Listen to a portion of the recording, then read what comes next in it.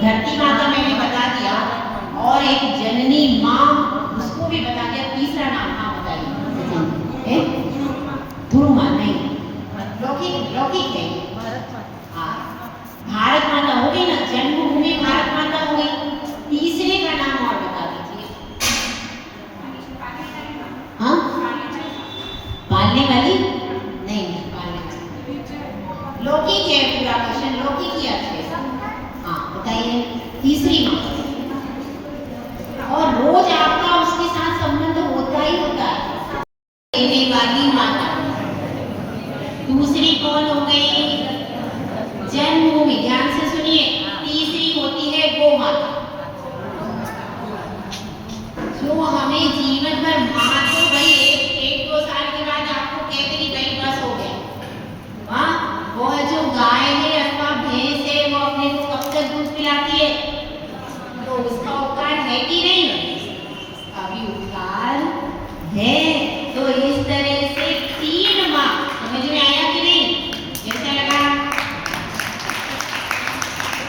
तो ये तीन लौकिक माता। उसके बाद वो जिनवाणी माता सबसे अपर लेवल की, और उस जिनवाणी माता से नीचे गुरु अथवा गुरु माँ होगी। ठीक है, तो वो तो अपना धार्मिक दृष्टि से कौन कौन होगा? सबसे ऊपर रहेगी जिनवाणी माता, और उसके नीचे हो सकती है आगे गुरु।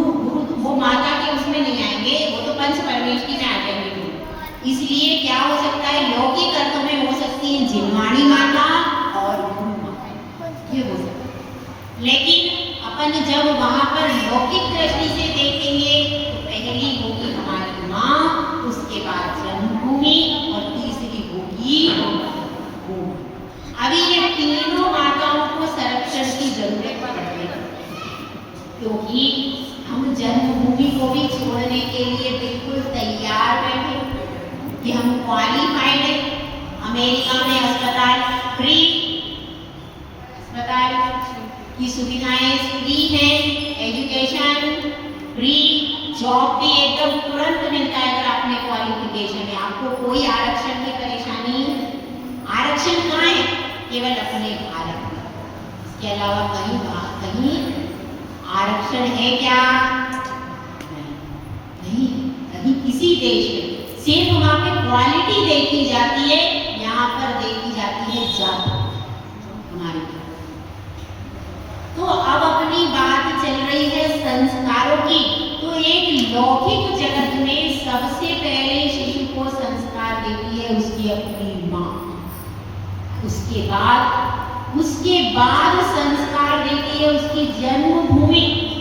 कौन सी जन्मभूमि है, वहाँ का क्या ड्रेस है, वहाँ का क्या कल्चर है, वहाँ की क्या ऐतिहासिकता, उसके उसी संदर्भ में यदि माँ धार्मिक होती है तो वो जैसे अपनी माँ किसका संस्कार देगी? जैन धर्म के संस्कार की वह।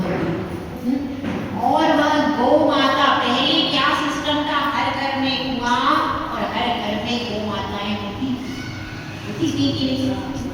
तो हमने अपनी माँ को तो भाई ये तो माँ, इसको तो घर में रखे, और गौ माता को गौशाला में छोड़ा है कि नहीं? छोड़ा है। जबकि पहले घर में भी गौ माता रहती थी, क्योंकि वो भी माता थी कि नहीं? अब क्या है? अब पता नहीं। कुत्ते को हम घर में रख सकते हैं, बिल्ली को रख सकते हैं, लेकिन गौ माता का कौन संभालेगा? कौन करेगा इनका?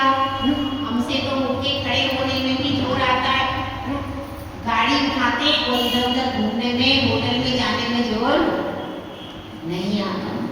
तो अब आपको समझा रहे, देखिए संस्कारों की बात चल रही। सबसे बढ़िया संस्कार किस माँ ने दिए, आज उसकी बात चलेगी।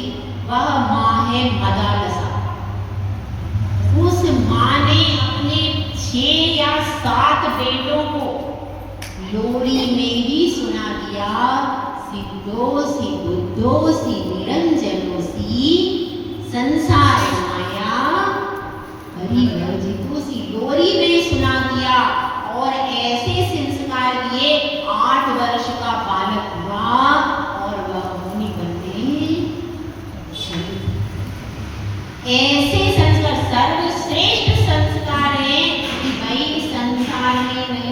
फंसना, मैं तो फंस गई, पर अब मैं जिसको जन्म दूं वह संसार में ना फंसे। आपके बीच में भी ऐसी जननी बैठी है कि नहीं? ना समझी में अगर आप नियम दे दोगे तो वो समझदार होने पे पालन तो कर लेगा, और बहुत ज्यादा समझदार हो गया तो कभी पालन करने वाला समझ में आया। तो उसको कह दे कि भाई तुम्हारा सब, अरे इनका सबसे रहते इसका ज्ञान किसको पलवाना है? माता और पिता। हाँ, तो मेरा छोटा सा प्रश्न है आप लोगों से, कब तक पलवाना है? 8 साल। 8 साल के बाद में बच्चे को फिर दोबारा लेके आओ। आप आचार्य परमेष्ठी के जन्म नियम कहाँ लेना चाहिए? गुरु के चरण। और कभी आपको इमरजेंसी है तो किसी मुनि आर्यका के पास ले लो, लेकिन मंदिर में भी ले सकते। लेकिन अगर आपको दोष लगा तो प्रायश्चित कैसे लोगे? किससे कहोगे? आर्यका माता जी या मुनि अपने गुरुदेव से आपको दिलवा सकते। अगर खुद ही लिया तो या तो इसलिए फिर भी यदि आपको अपने आप पे विश्वास है तो भले ही आपने कभी मंदिर में ले लिया, लेकिन अगर कोई अतिचार लगता है तो गुरु के पास जाकर के प्रायश्चित लेना चाहिए। तो अब अपनी बात चल रही है, अब उसको 8 वर्ष तक नियम दे दिया। 8 वर्ष तक मम्मी पापा उसको हर पल कहेंगे तुम्हारा ये त्यागे, तुम्हारा ये त्यागे, तो मम्मी पापा को पता नहीं। अब मम्मी पापा भी आते तो उनको बताना पड़ता है, फिर बताते ही गुरुदेव कि भाई देखो ये होते हैं सत्य व्यसन। अच्छा, फिर वो याद करते।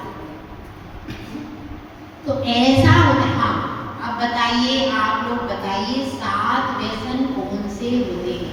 हाँ बताओ, बच्चों को याद है क्या? उसके बाद वह 8 वर्ष का हो गया, अब उसको दोबारा मुनिराज के पास में ले जाओ, महाराज के पास में, आर्यका माता जी के पास, जो भी आप कर सके वहां पर ले जाकर के फिर से पुनः उसको दिलवाओ। क्यों? क्योंकि अब तक तो जिम्मेदारी किसकी थी? लेकिन अब वह स्वयं पालन करेगा। इसका जो भी नियम लिए हैं उसने, उसका पालन कौन करेगा? वह स्वयं करेगा। देखिए, अब अपन सत्य व्यसन की ओर चलते हैं। पहला व्यसन है जुआ खेलना। कौन सा है भाई? जुआ खेलना। जुआ खेलने का मतलब क्या होता है वैसे कोई बता दो? कहाँ से कितनी जुआ खेलने का मतलब कैसे यदि